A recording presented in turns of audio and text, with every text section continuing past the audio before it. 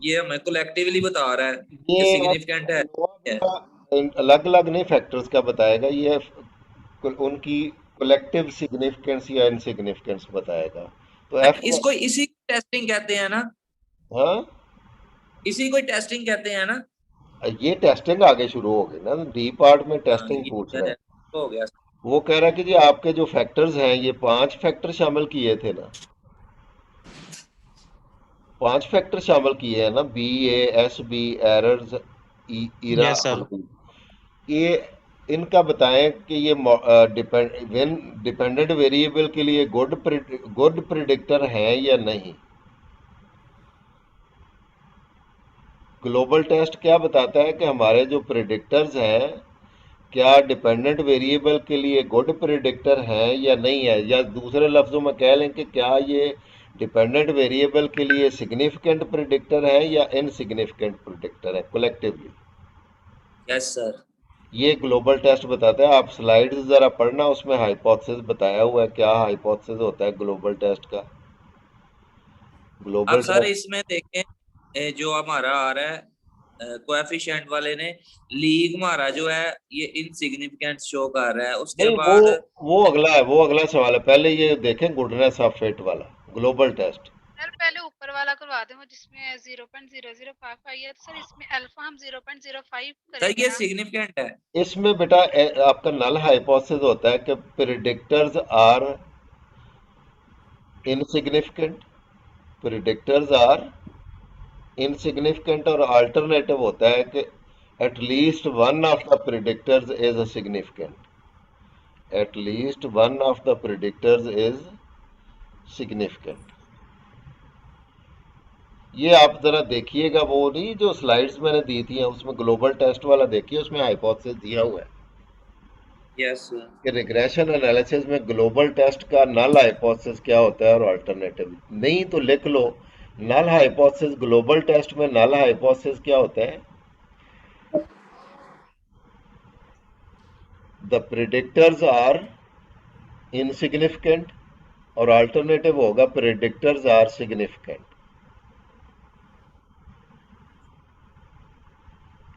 बाकी इसका देखो, अब एफ वैल्यू क्या है, 11 पॉइंट, और with P value less than 0.1%, 1% से ये 0% के करीब है, 0% है पी वैल्यू। तो बताओ क्या होगा, एच नॉट रिजेक्ट होगा या accept? Sir reject H naught. Reject होगा। इसका मतलब है predictors collectively they are significant. ये लीग एरर्स एस बी इरा बी ए ये सारे क्या है, ये विंस के लिए क्या है, विंस के लिए क्या है, सिग्निफिकेंट प्रिडिक्टर्स। अगला यस सवाल, सर। अगला सवाल जरा देखो फटाफट। ये हो गया ग्लोबल टेस्ट। आगे वो कहते हैं जी conduct a test of hypothesis on each of the independent variables, would you conclude consider deleting any of the variables, if so which ones? अब वो कहता है जी कलेक्टिवली तो पता चल गया कि सारे ही सिग्निफिकेंट है, सॉरी सारे नहीं, एटलीस्ट वन इज सिग्निफिकेंट, क्योंकि अल्टरनेटिव होता है at least one of the predictors is significant. अब वो कौन सा एक या एक से ज्यादा है, वो इंडिविजुअल टेस्ट में पता चलेगा। अब इंडिविजुअल टेस्ट के लिए कौन सा टेबल यूज होना है? Coefficient sir. हाँ ये वाला कोफिशिएंट्स वाला। इसमें देखो हमारा लेवल ऑफ सिग्निफिकेंस फर्ज करो, हम 5% है। बताओ कौन कौन से प्रिडिक्टर इनसिग्निफिकेंट है इंडिविजुअली। कलेक्टिवली तो वो हमने कह दिया कि वो सिग्निफिकेंट है। इंडिविजुअली भी क्या सारे सिग्निफिकेंट हैं? बताओ। सर आपने अल्फा की वैल्यू बताई है 0.5%। चलो 5% ही हमने, ये हमारा जो एनालिसिस है इसमें चेंज नहीं हमने किया है, इसने 95% कॉन्फिडेंस के साथ ही किया है, यानी 5% सिग्निफिकेंस लिया है। सर बताओ। फिर सर वो ये ऊपर भी पहला जो है 5% की हमारा बात इनसिग्निफिकेंट रही है आ ना। रहा है। एक तो बेटा स्टोलन बेसिस इनसिग्निफिकेंट है। अब देखो इसका हिस्सा भी कोई नहीं था, वो 0.0, जीत में वो उसका कोई रोल नहीं है एस बी का। उसका कोफिशिएंट क्या आ रहा था 0.04, यानी ये जीत एक भी नहीं बनती, आधी भी नहीं जीत बनती, ये आधी से भी कहीं चौथा हिस्सा ये बनती 0.4। एक तो ये एस बी इनसिग्निफिकेंट है, और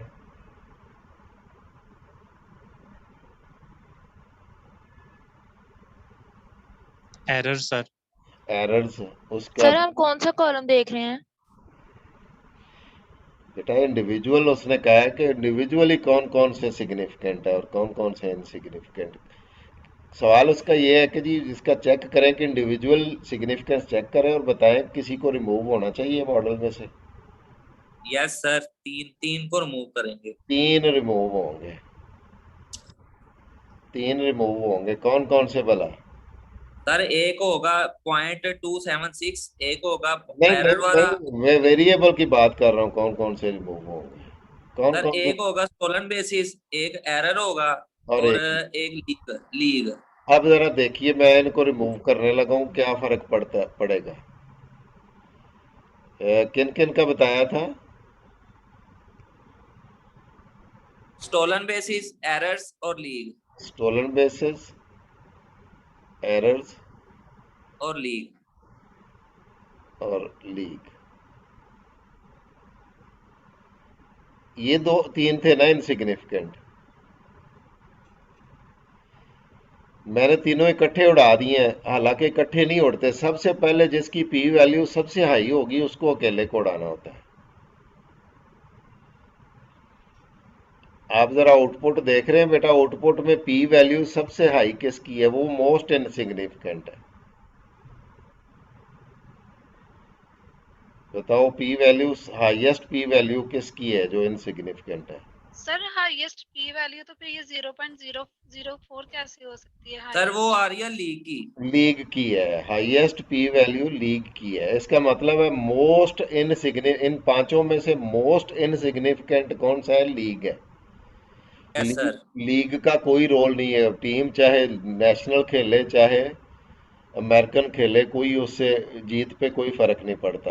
इसका मतलब मोस्ट इनसिग्निफिकेंट। ये जो इसका इफेक्ट आया था ना 1.01, ये है सैम्पलिंग एरर। अब हम इसको सैम्पलिंग एरर कह सकते हैं। इसी तरह एरर्स का जो कॉफिशिएंट है, एरर्स इनसिग्निफिकेंट है तो ये भी सैम्पलिंग एरर है। इसी तरह एस बी वेरिएबल जो है ये भी इनसिग्निफिकेंट हुआ है, लिहाजा ये इसका जो 0.049 है ये भी क्या हुआ? सैम्पलिंग एरर कहलाएगा। अब रिमूव करने का बेटा रूल क्या होगा? सबसे पहले कौन सा वेरिएबल इनसिग्निफिकेंट्स में से सबसे पहले कौन सा रिमूव होगा? सर वो लीग लीग। सर। सबसे पहले लीग होगा रिमूव। और कौन सा किया था हमने? Error? Stolen basis sir, stolen basis दूसरे नंबर पे। नहीं, वो मैंने वापस कर दिया। एरर था ना, एरर को भी वापस कर दिया। अभी मैंने सिर्फ किसको रिमूव किया है? लीग को। लीग को। एक एक करके करना होता है, सारे इकट्ठे नहीं करने। याद रखना है रिमूवल किस तरह होगी? एक एक करके। एक एक। और सबसे पहले किसको रिमूव करना है? जिसकी पी वैल्यू ज्यादा है। Very insignificant variable with highest P value, significant को नहीं यस। करना। Yes insignificant sir. भी हो और उसकी पी वैल्यू भी हाईएस्ट हो। अभी मैंने सिर्फ लीग को रिमूव किया है तो इसका रिजल्ट देखें क्या है। देखो अब कोई फर्क पड़ा है? आर स्क्वायर में कोई फर्क पड़ा? सर मुझे तो आउटपुट शो नहीं हुआ। आर स्क्वायर को फर्क पड़ा है कोई?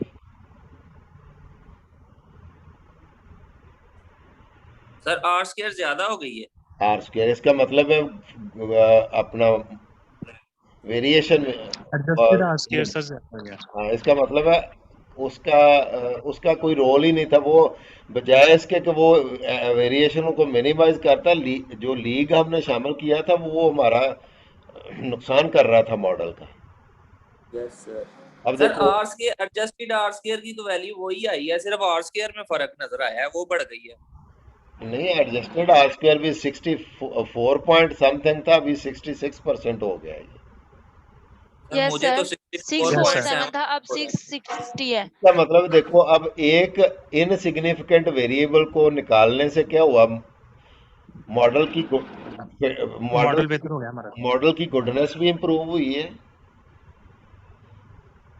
अब देखो ना, सिग्निफिकेंस को कोई फर्क नहीं, आप देखो ओवरऑल गुडनेस ऑफ फिट वही रही है, लीक को निकालने के बावजूद model as a whole good fit है। एंड ओवरऑल देखो ना जरा, पी वैल्यू क्या आ रही है, 0 आ रही है ना। तो model as a whole good fit है। हालांकि हमने पहले भी गुड फिट था, अब निकाल के भी ये उतना ही रहा है, गुड फिट ही हुआ है, इम्प्रूव ही हुआ है। इम्प्रूव कैसे हुआ है कि आर स्क्वायर बढ़ने का मतलब है मॉडल में इम्प्रूवमेंट आई है।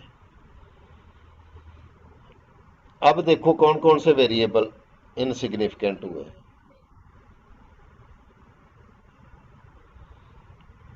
हाँ जी, नेक्स्ट नंबर किसका होगा? सर नेक्स्ट आएगा हमारा stolen bases. Stolen bases. Stolen bases, इसका मतलब है अब अगली स्टेज पे आके हम स्टोलन बेसिस को इसमें से रिमूव करते हैं। अब देखो इसका output, R square R square तो 651 आर स्क्वायर तो 65 पे आ गया है। ओवरऑल गुडनेस ऑफ फिट ठीक है, वो इम्प्रूव हुई है, एफ बढ़ गया है ना। जी एफ बढ़ सर। गया तो मॉडल की सिग्निफिकेंस मजीद बेहतर हो गई। अब देखो, अब उनकी पी वैल्यू जहां ज्यादा आ रही थी वो मजीद 0 0 की तरफ चली गई, अब एरर्स रह गए हैं। सर अब देखो बेटा, इसमें आर स्क्वायर में कोई बहुत ज्यादा फर्क तो नहीं आया, हालांकि दो वेरिएबल हमने निकाल दिए।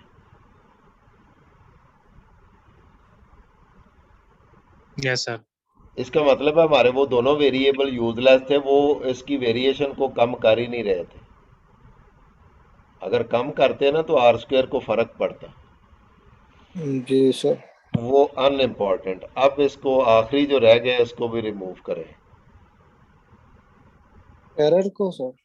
एरर को रिमूव करते हैं। अब देखते हैं कि अब क्या फर्क पड़ा। अब भी देखो आर स्क्वायर तकरीबन 64 वहीं पे अटका हुआ है, आर एडजस्टेड आर स्क्वायर नहीं सर, वो 64 65 वहीं पे आया 50 ना। अब एफ सर हमारा 63 इंक्रीज हुआ है, 26 हो गया एफ है। एफ यानी इसका मतलब मॉडल की सिग्निफिकेंस और बढ़ गई है। जी। अब देखो जो वेरिएबल बाकी बचे हैं वो सिग्निफिकेंट हैं दोनों, उन दोनों की पी वैल्यूज 0। जी सर। अब रिमूवल का तरीका पता चल गया, रिमूवल होनी है इंडिविजुअल से, और सबसे पहले कौन सा रिमूव होना है? मोस्ट इसका मोस्ट चाहिए। इनसिग्निफिकेंट। मोस्ट इनसिग्निफिकेंट कौन सा होगा? उसकी पहचान क्या होती है मोस्ट इनसिग्निफिकेंट वेरिएबल की? सर जिसकी पी वैल्यू सबसे हाई पी होगी। वैल्यू से जो सबसे हाई होगा। ये नहीं नहीं, जो दो बातें बेटा, जो इनसिग्निफिकेंट भी हो और पी वैल्यू भी हाईएस्ट हो। जी सर ठीक। अब ये नहीं करना कि जो जिसकी पी वैल्यू हाई आ जाए उसको रिमूव, हालांकि वो हो सकता है वो सिग्निफिकेंट हो। नहीं तो most significant most insignificant will be इनको रिमूव्ड फर्स्ट। मोस्ट सर एक इनसिग्निफिकेंट, दफा सिग्निफिकेंट का बता दें, कैसे पता चलेगा? सर इसका कोई क्राइटेरिया है जिससे हमें पता चल जाए, मतलब हो कि ये सिग्निफिकेंट है या इनसिग्निफिकेंट है? बेटा P value, T value T और पी वैल्यू वैल्यू तो बताती हैं। सर वो हम तो कहते हैं ना कि जो पी वैल्यू हमारी 0 के ज्यादा करीब है वो वेरिएबल सिग्निफिकेंट है। हाँ, उसका सिग्निफिकेंट इम्पैक्ट है। इसका मतलब है अभी सर जिसकी अब अब देखो ना, लीग का 73% आ रही थी पी वैल्यू, पहले नंबर पे तो वो इनसिग्निफिकेंट हुआ। तीन वेरिएबल इनसिग्निफिकेंट थे, मैं वो टेबल आपके सामने शो कर रहा हूँ, ये देखो, ये वाला जिसमें से हमने रिमूव किया है, कौन सा वाला, ये पहले वाला देखो, इसमें कितने वेरिएबल थे? 5। 5 थे ना सर, तो 3 रिमूव की, एक एक कर। 5 थे। अब इसमें से देखो बेटा, ये टेबल सामने नजर आ रहा है? Yes sir. वाला ये था ओरिजिनल 5 इंडिपेंडेंट वेरिएबल वाला मॉडल है। इसमें आर स्क्वायर एडजस्टेड आया था 65% तकरीबन। जी सर। एफ आया था 11 पॉइंट। इसका मतलब है 652 एफ टेस्ट बता रहा है कि जी पांचों वेरिएबल सिग्निफिकेंट है। पांचों वेरिएबल का सिग्निफिकेंट इफेक्ट है, ये एफ टेस्ट हमें बता रहा है नोवा।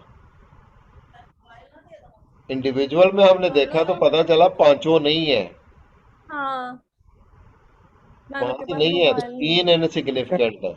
कौन कौन से भला? लीक, एरर और स्टोलन एरर और बेसिस। stolen ठीक है, basis। अब ये पता चल गया कि जी सारे तो सिग्निफिकेंट नहीं है, 3 वेरिएबल इनसिग्निफिकेंट आ गए।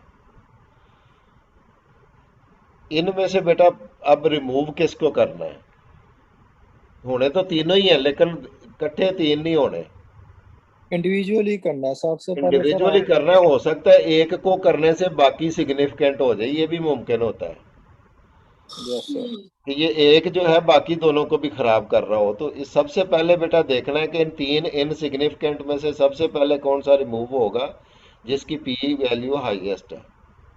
इसकी पी वैल्यू हाईएस्ट है और मोस्ट इनसिग्निफिकेंट है। हाँ, तो ये लीग है। जी सर। लीग को रिमूव किया है, अगले स्टेप में लीग को रिमूव कर दिया है, तो आर स्क्वायर को कोई तकरीबन कोई सिग्निफिकेंट डिफरेंस नहीं उसमें आया, 65 से 66 हो गया। यानी इसका मतलब है जी उसकी गुडनेस ऑफ फिट पे कोई फर्क नहीं आया मॉडल पे। एफ वैल्यू बढ़ गई, मॉडल मजीद सिग्निफिकेंट हो गया। Yes sir. और इंडिविजुअल में अब देखो, अब कौन कौन से रह गए थे इनसिग्निफिकेंट? सर उसके बाद हमने स्टोलन बेसिस किया। ये नहीं, ये देखो ना आपके सामने टेबल नजर आ रहा है आपको, इसमें से जी देखो सर। 2 रह गए हैं, 2 इनसिग्निफिकेंट अब रह गए हैं। जी जी। यस सर, एरर और स्टोलन बेसिस रह गए। इनमें से अब पहले कौन सा रिमूव होगा? Stolen basis sir. तो स्टोलन आप वहां पे रिग्रेशन में जाके इंडिपेंडेंट में से स्टोलन बेसिस को रिमूव कर देंगे, और ये हमने दोबारा रन की तो ये आ गया।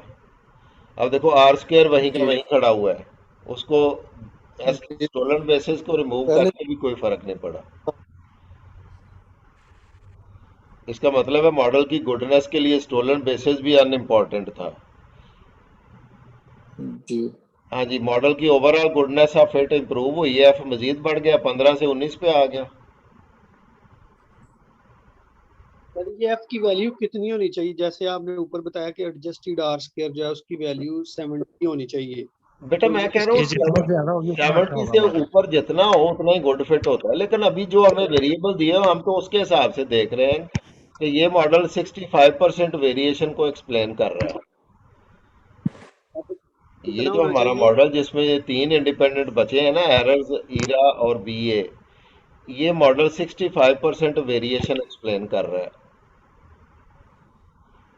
इसकी गुडनेस ऑफ फिट इंप्रूव हुई है। अब देखो ना, एफ पहले था 15, एस बी को रिमूव किया तो एफ कितना हो गया? 15 से 19 पे चला गया। जी। F value sir.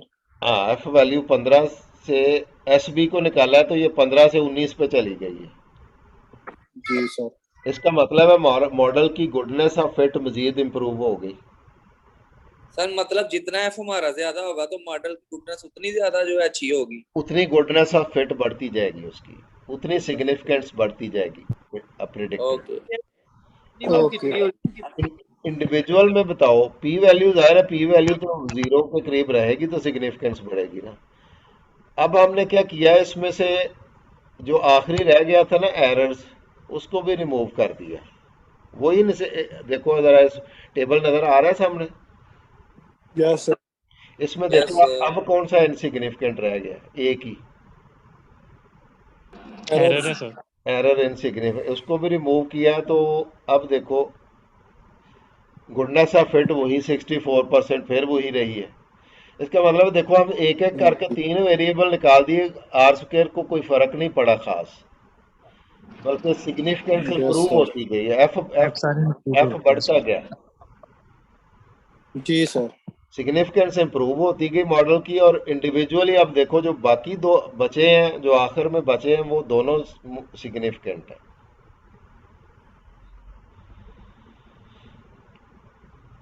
तो ये तरीका बेटा रिमूवल का होता है कि इकट्ठे रिमूव नहीं करना, एक एक करके करना है। सबसे पहले कौन सा होगा जिसकी पी वैल्यू हाईएस्ट होगी, फिर मॉडल दोबारा रन करना है, फिर देखना है किसकी पी वैल्यू किस वेरिएबल की हाई आ रही, उसको रिमूव एक एक करके करने होते हैं। आप इकोनोमेट्रिक्स में पढ़ेंगे बेटा इसका एक सादा, ये तो मैं 1 बाय 1 चलाया ना, एक इसका हल होता है स्टेप वाइज रिग्रेशन। मैं नहीं करवा रहा, वो आपको इकोनोमेट्रिक्स वाले करवाएंगे। स्टेप वाइज रिग्रेशन, लफज सुन रहे हो कौन सा बोल रहा हूं मैं? Step wise regression sir. Yes sir, इस, समझ आ गई। इसमें स्टेप वाइज रिग्रेशन का ऑप्शन है। स्टेप वाइज रिग्रेशन इकट्ठा ही रन कर दें तो वो आपको ना सबसे पहले वो एक एक करके खुद ही रिमूव करता जाएगा, और आपको ये जो हमने 3 दफा मैनुअली काम किया है ना, वो खुद ही काम करेगा। ये वो एक ही कमांड से ये सारे स्टेप आपको बताएगा। पहले पूरा मॉडल देगा, फिर उसमें से जो मोस्ट इनसिग्निफिकेंट होगा वो निकालेगा, फिर उसके बाद जो इनसिग्निफिकेंट हो, जैसे हमने किया ना 1 बाय 1 रिमूव। तो स्टेप वाइज कमांड जो है वो एक ही कमांड से ये सारे टेबल दे देता है। वो आखिर में जो देगा मोस्ट इनसिग्निफिकेंट रह जाएगा। हाँ जी, अब बताओ, इतना ही करना है आपका इतना ही, मेरे वाला काम तो इतना ही है। बाकी जो पूछी हुई चीजें उनको आपने नहीं करना, ओके सर। वो इकोनोमेट्रिक्स से रिलेटेड है। आपने मेरे वाले काम क्या करना है, रिग्रेशन इक्वेशन फिट करनी है, उसको इंटरप्रेट करना है कोएफिशिएंट्स को, फिर उसके बाद ग्लोबल टेस्ट परफॉर्म करना है, और इंडिविजुअल सिग्निफिकेंस करके आपने बताना है कि पहले कौन सा रिमूव होगा, कौन कौन से रिमूव होंगे, और उनमें से सबसे पहले कौन सा रिमूव होगा। Okay sir. ठीक है, ये ओके तीन सवाल है आपके। कौन कौन से भला सुन, रिपीट कर दो मुझे। सर, रिग्रेशन इक्वेशन बनानी है, हाँ, दूसरा टेस्ट क्या होगा, और तीसरा नहीं नहीं, कोएफिशिएंट जो रिग्रेशन आपने इक्वेशन बना के उसको इंटरप्रेट करना है। सर वही बात आ गई ना, इक्वेशन बना के इंटरप्रेट ही करना है। हाँ, उसके बाद R square coefficient of determination को देखना है कि मॉडल यस कितना सर। गुड फिट है, और उसके बाद रिमूव करने के बाद उसकी गुडनेस को कोई फर्क पड़ रहा है। यस अगर सर। रिमूव होना है तो कौन कौन से रिमूव होने हैं, और सबसे पहले किसने रिमूव होना है, ये बताओ। Okay sir. ठीक है। और आपके वो Yes, sir. 12 क्वेश्चन आपकी जो थी ना, वो डाटा सेट्स मैंने पहले जो और भेजे सर थे। Third one? तीसरा बेटा वो ही मैं बता रहा हूँ ना, एक ग्लोबल और एक इंडिविजुअल। रिग्रेशन इक्वेशन, ग्लोबल और इंडिविजुअल, तीन पूरे हो गए हाँ, सर। तीनों ही, तीन ही टेबल है। एक ग्लोबल के लिए नोवा वाला यूज होना है, और इंडिविजुअल के लिए कोफिशिएंट्स वाला यूज होना है।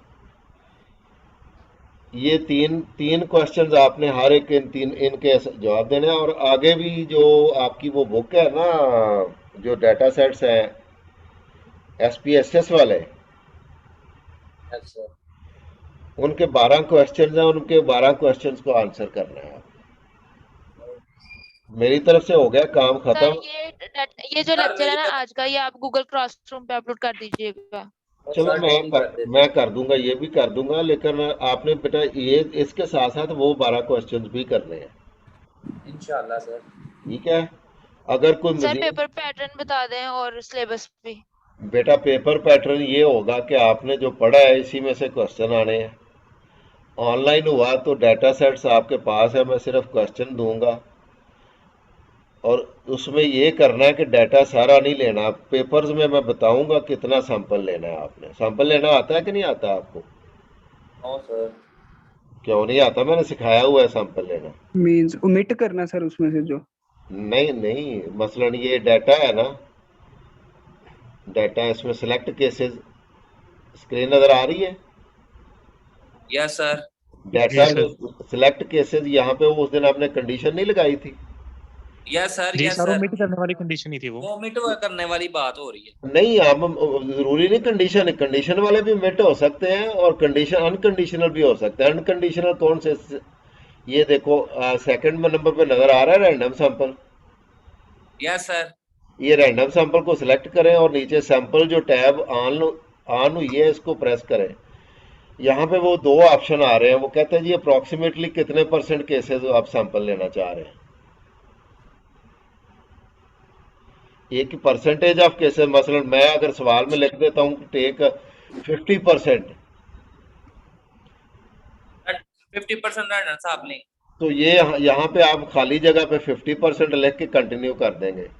अगर मैं कहता हूँ कि take a sample of 40 fix कर दिया जाए, परसेंटेज की बजाय सैंपल कितना लेना है 40 का, तो यहाँ पे फिक्स सैंपल एग्जैक्टली 40 केसेस हो जाएगा फ्रॉम द फर्स्ट। अब देखना है इसमें यह है कि टोटल कितने केसेस है इस डाटा में। इस केस डाटा में टोटल केसेस कितने, ये देखो जरा कितने केसेस हैं।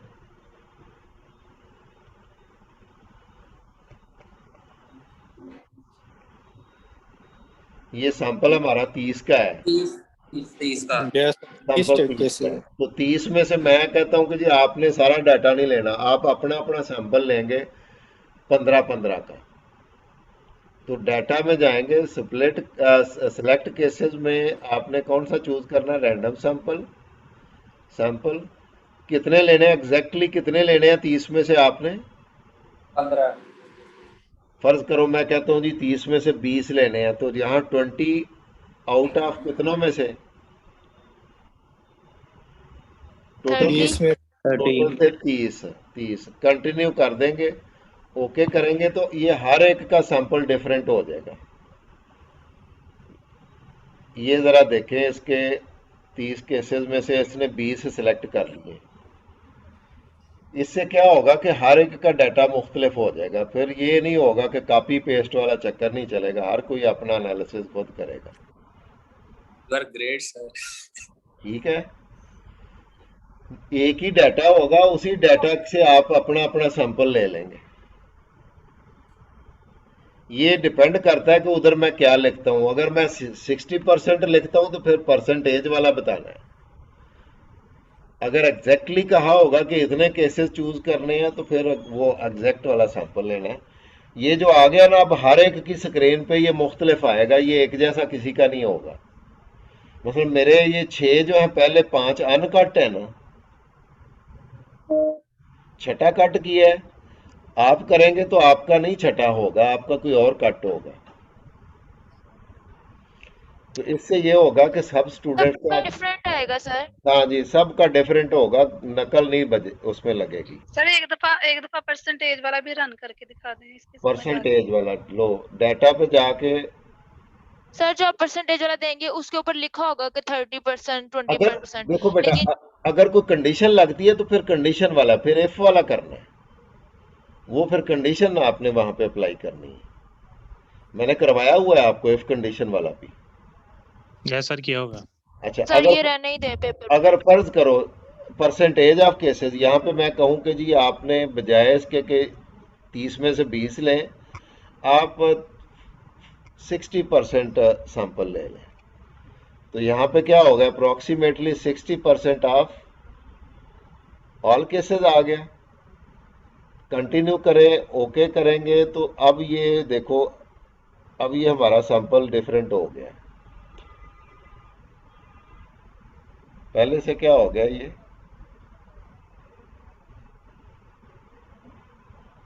हाँ भाई, नजर आ गया कि नहीं आया? आ गया सर। जी सर। अब देखो, अब ये जो है कट इसने कोई और कर दिया है कि छठा कट किया था, अब 5वां, छठा, 7वां और ये मुख्तलिफ है। तो ये हर दफा करेंगे तो हर दफा मुख्तलिफ सैंपल देगा, चाहे आप 10,000 स्टूडेंट से, हर एक का सैंपल मुख्तलिफ होगा। ठीक हो गया जी। तो सर जब हम एनालाइज करेंगे तो वेरिएबल लेने में प्रॉब्लम नहीं होगी जो हम कट कर देंगे नहीं तो? नहीं, बाकी सारा कुछ वही रहेगा, सिर्फ डाटा थोड़ा हो जाएगा, सैंपल साइज थोड़ा हो जाएगा, बाकी वेरिएबल सारे ऊपर शो हो रहे हैं। तो सर जो कट हुआ है वो भी वेरिएबल रन होंगे जो नहीं हम सेलेक्ट करेंगे? वो डाटा आइटम्स इसने छोड़ दिए। सैंपल आपका साइज का पहले सैंपल साइज 30 था ना ऑल में, अब इसने सैंपल साइज कम कर दिया। इसने कितने ले लिए भला? मैंने 60% कहे थे ना, मैंने 60% कहे, तो अब इसने देखो कितने लिए हैं, उन 20 ले लिए। 60% इसने 20 कर दिया, 20।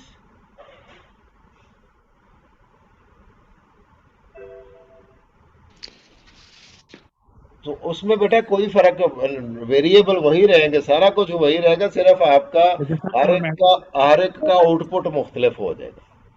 लेकिन सर नॉर्मेलिटी पे भी तो फर्क पड़ेगा ना? नॉर्मेलिटी पे भी फर्क पड़ेगा,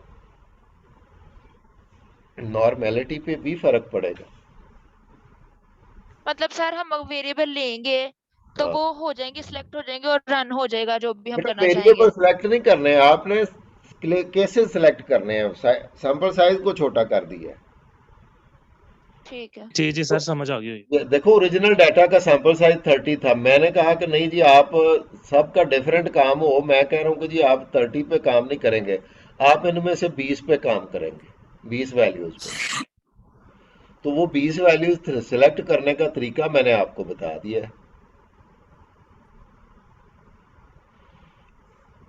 अगर इफ कंडीशन लगी हुई है तो इफ वाले, इफ के मुताबिक आपने कट करने हैं। इफ कंडीशन मैंने उस दिन सिखाई थी ना कैसे लगानी है। यस जी सर। सर। मसलन मैं इसमें से कहूं कि जी मैं सिर्फ जो उनकी अमेरिकन लीग वाले हैं ना वो टीमें सिर्फ सिलेक्ट करना चाह रहा हूं। दो थी ना, अमेरिकन और नेशनल। क्यों भाई? ये जो जी सर क्या कहा है? ये जी सर मेरे को तो नेशनल 2 थी। 30 टीमें जो हैं ये दो तरह के इन्होंने खेले हैं, कुछ ने नेशनल लीग, कुछ ने अमेरिकन लीग। Yes sir. तो मैं अगर कहूं कि नहीं जी आपने इनमें से सिर्फ उन टीमों का एनालिसिस करना है जिन्होंने सिर्फ अमेरिकन लीग खेली। Yes sir. तो अमेरिकन लीग वाले कौन से हैं, किनका उनका कोड क्या है भला अमेरिकन लीग वालों का? सर वो सर 1 है। अमेरिकन लीग वालों का ठहरो मैं जरा देख लूं, 1 था। सर वो लेबल्स में जाके नहीं पता चलेगा कोडिंग हाँ क्या है? लेबल, तो हाँ डिफाइन ही नहीं किए हुए। नहीं किए हुए हैं। मैं वो जो आपके पास पीडीएफ थी उसमें लिखा हुआ है, लेबल उसमें लगा हुआ है। इसमें नहीं लिखे, आपने वो मुकम्मल करने हैं वहां से। आपको जो मैंने भेजा है ना पीडीएफ, जी जी। उसमें से आपने लेबल मुकम्मल करने हैं और जो इनको वैल्यू असाइन की गई है वो वैल्यू भी वहां पे लगानी है। आप वो मुकम्मल नहीं किया गया, ये काम आपके लिए छोड़ा गया है। लेबल्स आपने मुकम्मल करने हैं। अब इसमें अमेरिकन लीग का 1 था कोड। तो मैं अगर कहूं कि जी आपने टीम कौन सी सिर्फ सिलेक्ट करनी है, जिन्होंने अमेरिकन लीग खेली है वो टीमें सिर्फ एनालिसिस में शामिल करनी है। तो सर आप दूसरे का कोड क्या था? 0? दूसरे का 0 ही होता है। ठीक है। अब इसमें देखो इफ कंडीशन लगा दी, इफ। अब कौन सी सिलेक्ट करने हैं? Greater than 0। नहीं वो कहता है जी सिलेक्ट केसेस इफ। अब इफ कंडीशन लीग पे लगनी लीग सर, है। लीग ऊपर है, दूसरे पहले नंबर पे। हाँ जी लीग है पहले नंबर। League is equal to, sir equal to 1 या ग्रेटर देन 0 कर लें। चलो ग्रेटर देन 0 कर लो, ग्रेटर देन 0। ये पता नहीं स्पेस देनी थी, हाँ स्पेस दे के स्पेस आनी थी। चलो जी ग्रेटर देन इक्वल टू करो। ये तो है ही, अभी देखो ना 0 और 1 है ना, तो एक भी कर सकते हैं आप, इक्वल भी कर सकते हैं। अगर ये 3 होती 1 2 3, आपने सिर्फ एक करनी होती तो फिर आप वो ग्रेटर देन लेस देन वाला कर सकते हैं।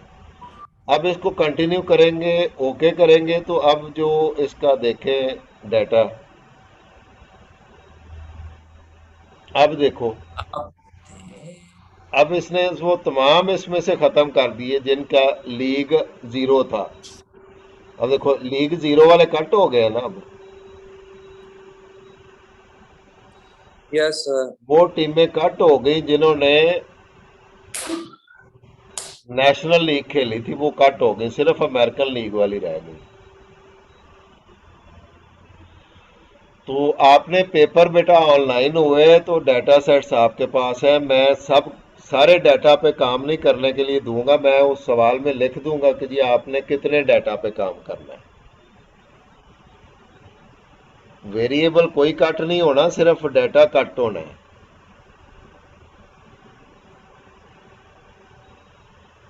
ठीक हो गया, समझ आ गई?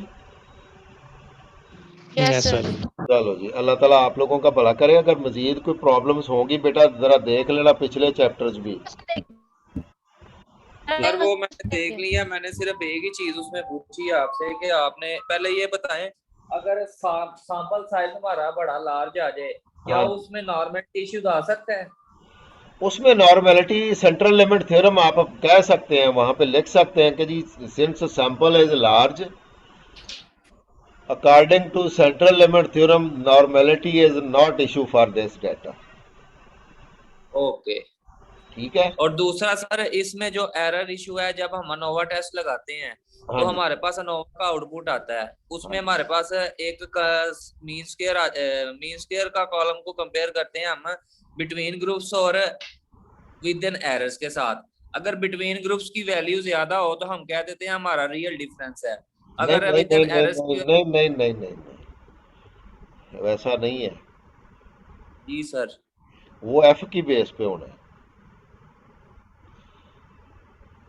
वो तो सम सर ऑफ उसमें स्क्वायर है ना, वो तो वेरिएशन है ना बेटा। वेरिएशन जो सम ऑफ स्क्वायर वाला कॉलम होता है वो हमें बताता है कि टोटल में से फैक्टर्स की वजह से कितनी है। और सर मैं सम ऑफ स्क्वायर की वैल्यू बात नहीं कर रहा, मैं मीन स्क्वायर की बात कर रहा हूँ। मीन स्क्वायर तो स्टैंडर्ड वेरिएंस होती है ना, उसको तो छोड़ दें, वो तो इंटरप्रेटेबल नहीं, वेरिएंस नहीं इंटरप्रेटेबल होती, सम ऑफ स्क्वायर इंटरप्रेटेबल होते हैं। तो सर हम इसमें सैंपलिंग और रियल डिफरेंस एरर का कैसे पता नहीं लगेगा कि नहीं ये उसमें सैंपलिंग एरर है या रियल? नहीं नहीं, उसका नहीं है। वो बेटा नहीं बता, वो आपको बताएगा कि आपके ग्रुप्स में जो फर्क आ रहा है ना, फर्क अगर आ रहा है तो वो किस वजह से है। अगर एच नॉट एक्सेप्ट होता है तो इसका मतलब है वो डिफरेंसेस सैम्पलिंग रियल एरर है, डिफरेंसेस है। वो डिफरेंसेस